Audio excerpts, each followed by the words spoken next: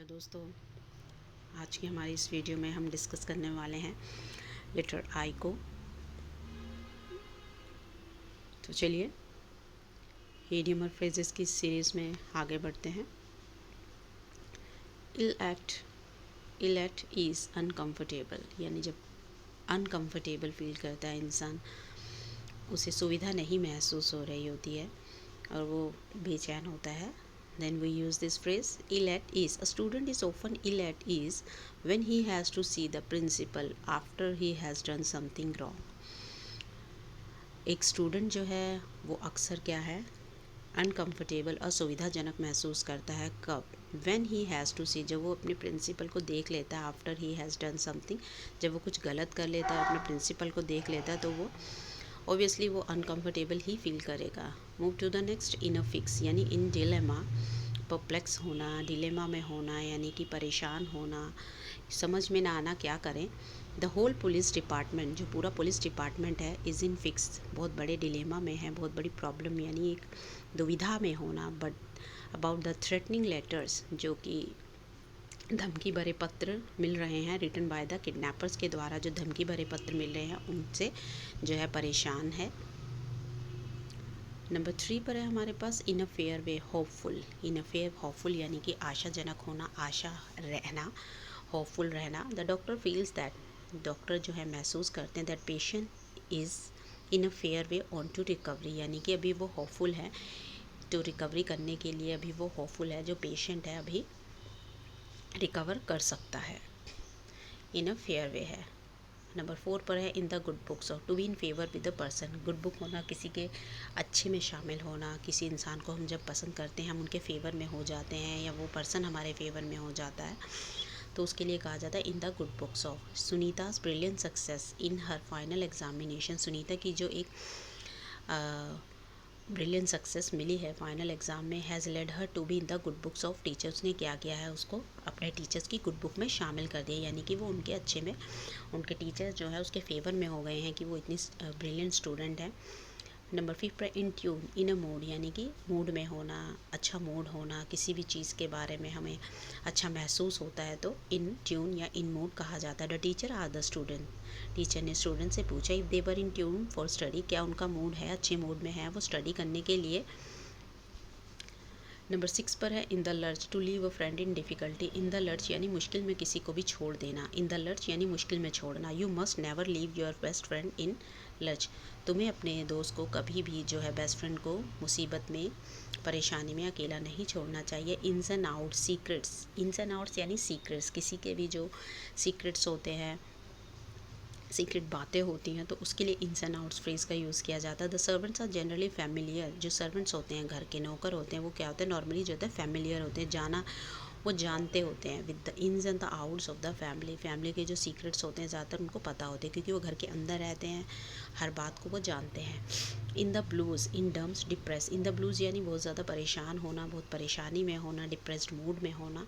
After his failure in the examination, examination में उसकी failure के बावजूद, हार के बावजूद, he is in the blues, वो क्या है, बहुत ज़्यादा डिप्रेस्ड है आजकल, इन दिनों क्या है, बहुत ज़्यादा परेशान है।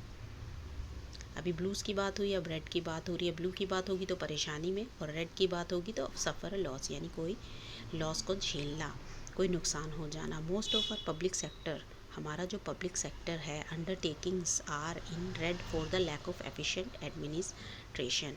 अब जो हमारा पब्लिक सेक्टर है वो ज़्यादातर क्या है, लॉस में जाता है। किस वजह से? हमारा जो प्रशासन है वो अच्छा नहीं है, तो वो क्या हो जाता है, ज़्यादातर लॉस में रहता है। नंबर 10 पर है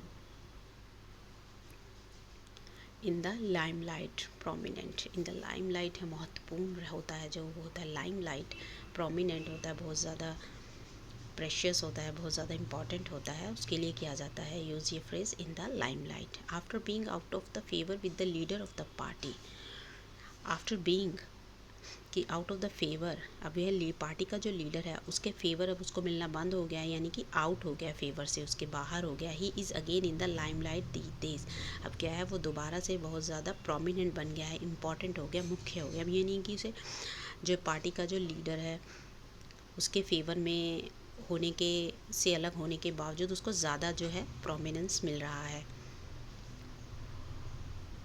नंबर 11 पर इन the teeth of, in spite of bitter opposition, in the teeth of यानी कि बहुत ज़्यादा विरोध के बावजूद भी किसी चीज़ का होना। Hindu code bill was passed, Hindu code जो बिल था वो पास हुआ in the teeth of opposition by various organisation, यानी बहुत ज़्यादा जो वेरियस ऑर्गेनाइजेशन उनके विरोध के बावजूद भी जो है इंस्टेड ऑफ बिटर ऑपोजिशन जो है वो बिल जो है वो पास हुआ।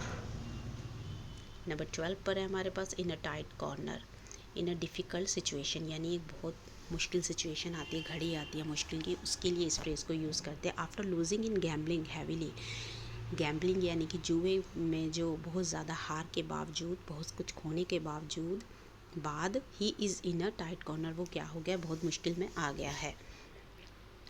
नेक्स्ट है in cold blood, to do something deliberately, यानी कि डेलिब्रेटली होता है जानबूझकर जब कोई कार्य किया जाता है, यानी कि इन कोल्ड ब्लड जानबूझकर कुछ करना। The child was murder in cold blood, जो बच्चा था उसको बुरी तरीके से जानबूझकर मारा गया। इन नेक्स्ट है in doldrum, to be depressed, doldrums फिर से अगेन से कि जैसे इन द ब्लूज था, टू बी डिप्रेस्ड यानी कि बहुत ज़्यादा परेशान होना। After his failure and the examination, again वही सेंटेंस है, बस ये फ्रेज़ को चेंज कर दिया गया है। वो बहुत ज़्यादा परेशान हो गया किसमें, एग्ज़ाम में फेलियर देखने के बाद। नंबर 15 पर है in the family way, in the family way is another way to say when someone is pregnant, pregnancy को बताने के लिए जैसे कि ये बहुत ही अच्छा वे है, एक तरीका है, जैसे कि she is in the family way यानी वो प्रेग्नेंट है।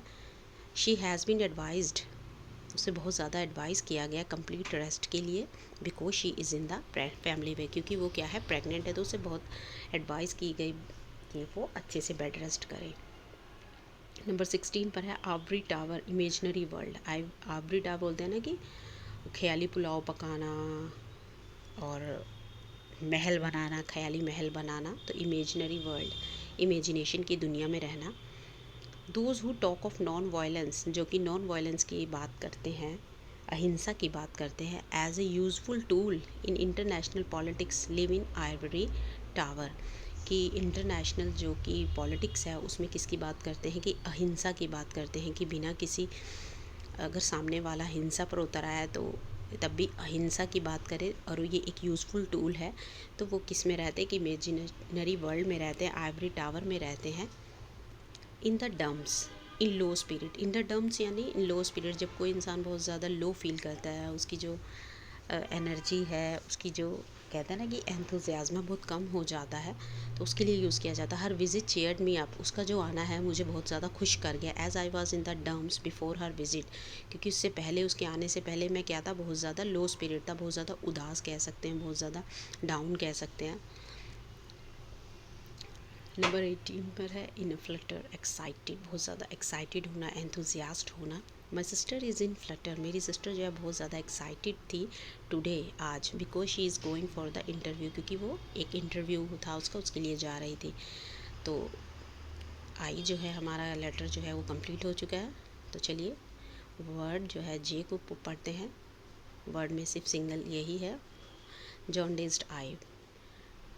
प्रेजुडिस यानी कि पक्षपात करना, किसी की तरह फेवरेटिज्म होना और इंक्लिनेशन होना, तो उसके लिए जॉन्डिस राइज का यूज़ किया जाता है। You must not evaluate the success of your rivals, तुम जो है अपनी राइवल्स जो है ऑपोजिट्स जो होते हैं हमारे दुश्मन या राइवल्स, तो उनके लिए यूज़ किया जाता है कि उनकी मूल्यांकन नहीं कर सकते उनकी सक्सेस का। क्यों? विद अ जॉन्डिस्ड आई, किससे, यानी कि एक पक्षपात भरे नज़रिए से उनकी जो सक्सेस को तुम नहीं जज कर सकते। इसके लिए क्या करना होगा, अनबाइज्ड होना पड़ता है। तो आज की इस वीडियो में इतना ही। तो नेक्स्ट लेटर जो है हमारे पास वो है के, तो इसको हम डिस्कस करेंगे नेक्स्ट वीडियो में। तो आज के लिए इतना ही, मिलते हैं नेक्स्ट वीडियो में। Thank you.